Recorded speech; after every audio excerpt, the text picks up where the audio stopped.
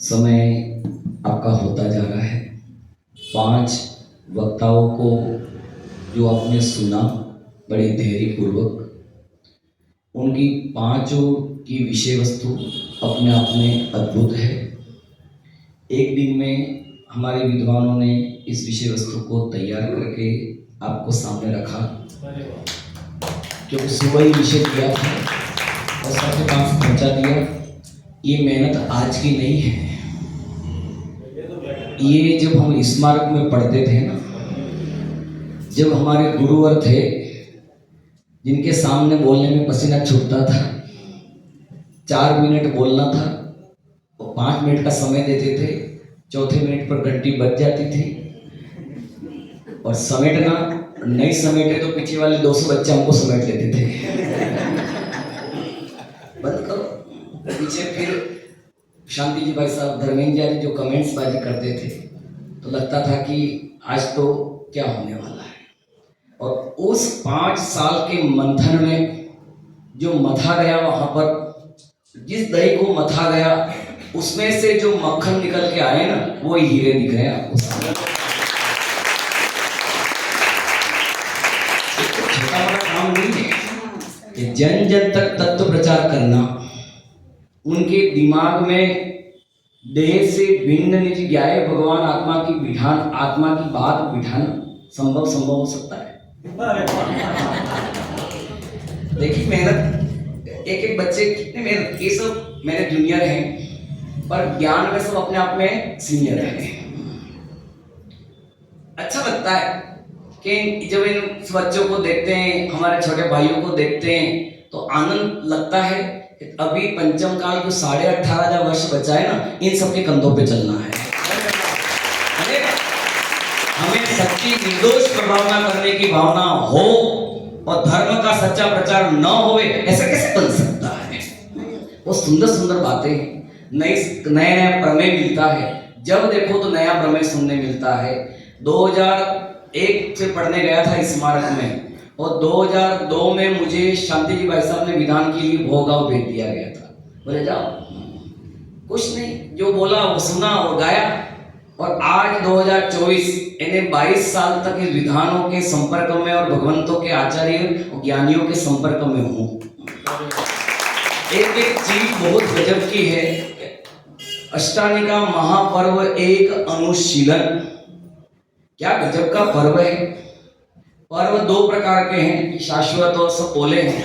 मैं थोड़ी अपनी भाषा में बोलता हूँ। मैं जब पर्व की बात कर रहा हूँ तो पर्व 2 प्रकार के, एक गरीबों का पर्व, एक अमीरों का पर्व। एक गरीबों का पर्व और एक अमीरों का पर्व।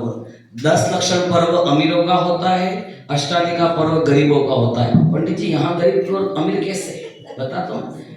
क्योंकि 10 लक्षण आत्म साधना का पर्व है, वो 3 कषाय चौकड़ी के अभाव में दिगंबर मुनिराजों की साधना है, और उसी साधना की आराधना करने के लिए अष्टानिका शावकों का तो भक्ति का पर्व है।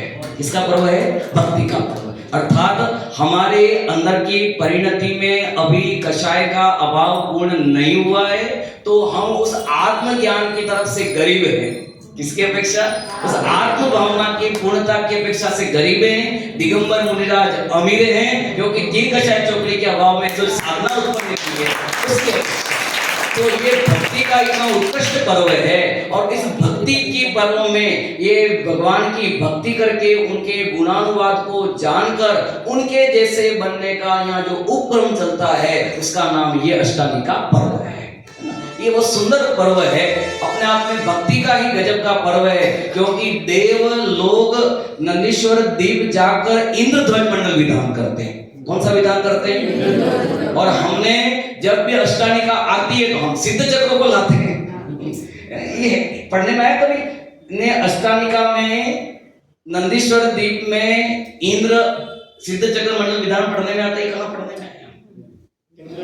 इंद्र ध्वज तो पढ़ने में आता है, अनेक ध्वजाओं लेकर, पर वो इंद्र भी भक्ति के वशात वहां भगवंत की आराधना करने था। इंद्र अपनी ध्वजाओं के साथ में, अर्थात इन्हें धर्म रूपी ध्वजाओं को फहराते हुए कर्म का नाश करके अंतिम ग्रेवेट अर्थात अंतिम साधना है सिद्ध की साधना, वो साधना के लिए वहां जाते हैं। आराधना आत्मा की और साधना लक्ष्य क्या है? सिद्धों का। तो वो आराधना करने का काम है, वो इसलिए अपन सिद्ध चक्रों को मुख्यतया मनाते हैं। अलग अलग सब जगह बनाने कोई नियम नहीं है कि अष्टानिका में सिद्ध चक्र विधान करना, कोई नियम कंपलसरी नहीं है। ये इस बात के अंदर में धारणा न बना रखें कि अष्टानिका आ गई तो कौन सा विधान करना, ऐसा कोई नियम नहीं है। जो सच्चे देव शास्त्र गुरु की आराधना को लिए आत्म की आराधना कराता हो वो विधान आप कर सकते हैं, पर सिद्ध चक्र विधान अपने आप में बहुत गजब का है, इतना जबरदस्त है। वो विषय अपने यहाँ पर चल रहा है। उसके बीच में नंदीश्वर द्वीप का विषय भी दिया था, बहुत सुंदर प्रस्तुत प्रांजल जी ने किया। इसके पहले क्या बताया था कि पर्व का महत्व बताया था बहुत सुंदर तरीके से। पर्व अर्थात जुड़ना, मैं 2-2 मिनट में सबका संक्षिप्त लेते हुए करता हूँ। पर्व अर्थात जुड़ना, किससे जुड़ना? आत्मा के आश्रय के, अर्थात बस सीधे तो आत्मा को देखा नहीं है, तो भक्ति के साथ में भगवंतों का स्वरूप की आराधना करते हुए आत्मा को परमात्मा से जोड़ना। अर्थात यही आत्मा जब बहिरात्मा पने को छोड़कर अंतरात्मा पने को ग्रहण करता है तो यही आत्मा परमात्मा बनता है। इसका नाम ही पर्व कहलाता है। चलिए, इसके बाद वो विषय हुआ अपना प्रांजल जी ने लिया नंदीश्वर द्वीप का स्वरूप, बहुत अच्छे से लिया। स्वरूप पढ़ने का कारण इतना था कि इसमें ज्ञान की और केवली की, जो केवल ज्ञान की महत्ता कि ये स्वरूप मैंने देखा नहीं, नंदीश्वर देखा क्या? अपन लोगों ने कौन देखने गया था? नहीं देखा, पर जो कर्णानुग के माध्यम से, जो आगम ग्रंथों के माध्यम से पढ़ा तो उसमें जो ज्ञान की दिव्यता सामने आई कि ओहो इतना विशद है। और वो किसने जाना? कि वो केवली ने जाना। और वो केवली ने कैसे जाना? कि अपनी आत्मा की पूर्णता, ज्ञान स्वभाव की पूर्णता के माध्यम से जाना। तो वो कर्णानुग के सूक्ष्म अध्ययन से जो बात ख्याल में आती है तो उसमें महिमा किसकी आती है? ज्ञान की। एक मोबाइल के अंदर में जो चिप पड़ी मेमोरी कार्ड, उसकी महिमा तो आती है कि उसमें 8 GB 32 GB इतना मेमोरी है, इतना है। और एक 32 GB मेमोरी कार्ड की महिमा उद्गल की तो आती है। और ऐसे अनंत 32 जीवों को जानने वाला कौन है? बोलो, ऐसे अनंत अनंत अनंत अनंत को जानने वाला कौन है?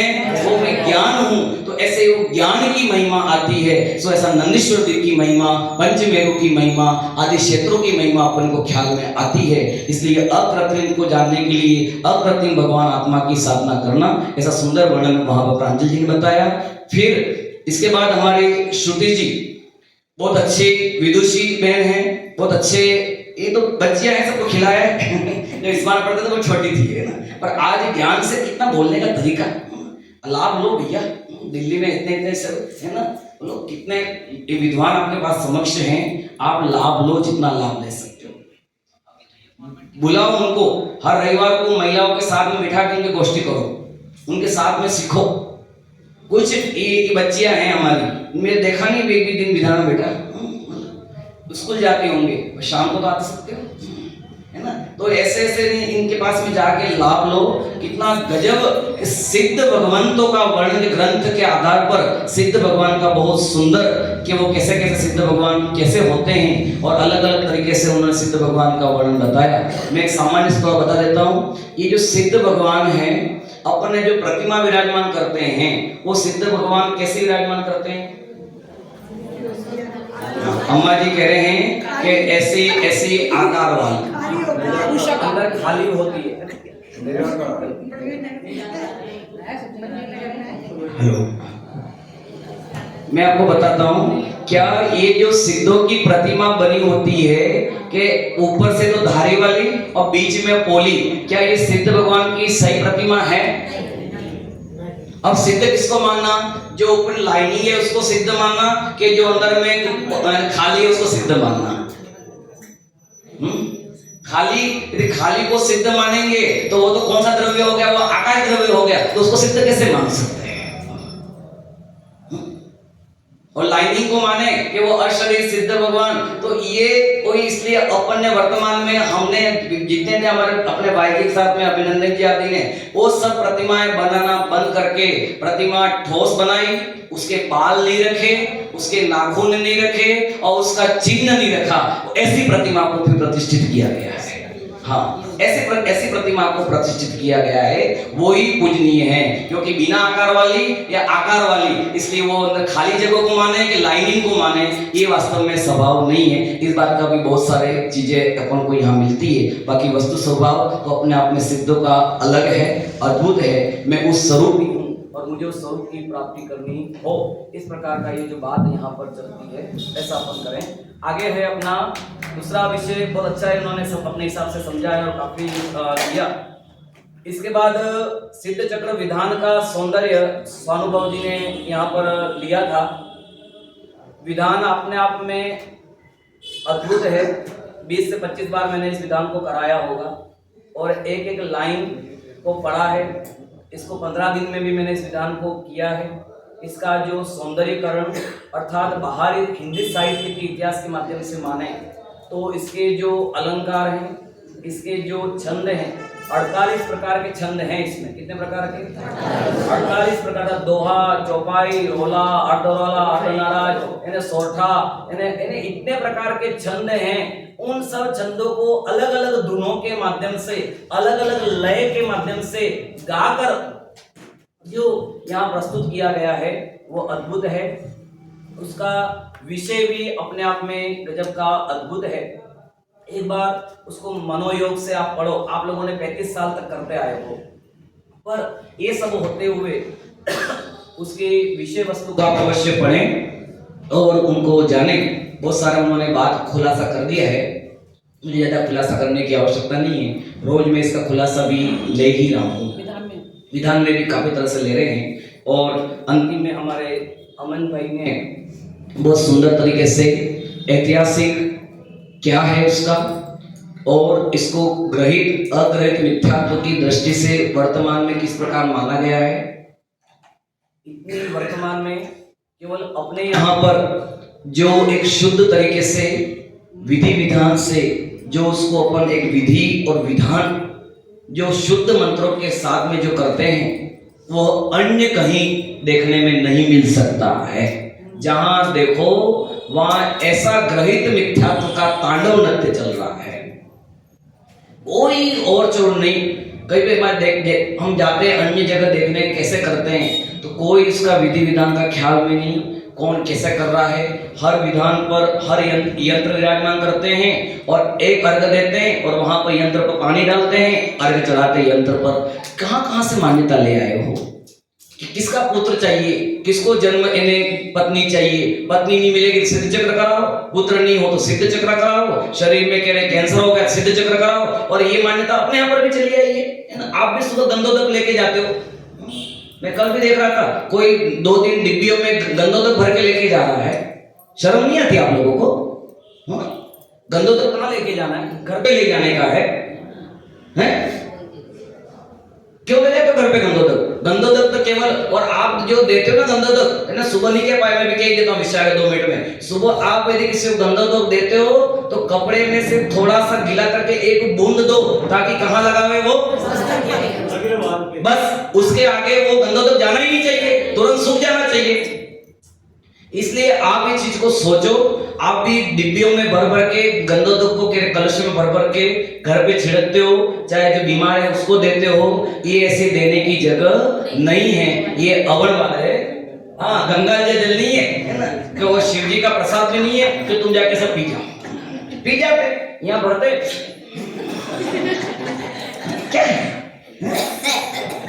क्या मान रखा है आपने? ये कोई छोटी मोटी चीजें, 3 लोग के नाथ को छोटी चीजें क्या मजाक बना रखा है आप लोगों ने भगवंतों की आराधना का। इसलिए भैया आराधना है, आराधना के हिसाब से करो, है ना। स्पष्ट बात बोलने की आदत है और बोलता हूँ और बोल के रहूंगा। इसलिए बहुत सुंदर आपको 1 घंटे 1.25 घंटे में विद्वानों ने बहुत अच्छा विषय प्रस्तुत किया। पूरा आत्मसात करें और जो जो ग्रहित मिथ्यात्व हैं उसको निकालकर वास्तव में सिद्ध चक्र में स्थापित होकर सादी अनंत काल तक हम सुखी होवे, इसी मंगल भावना से गणेश जी को।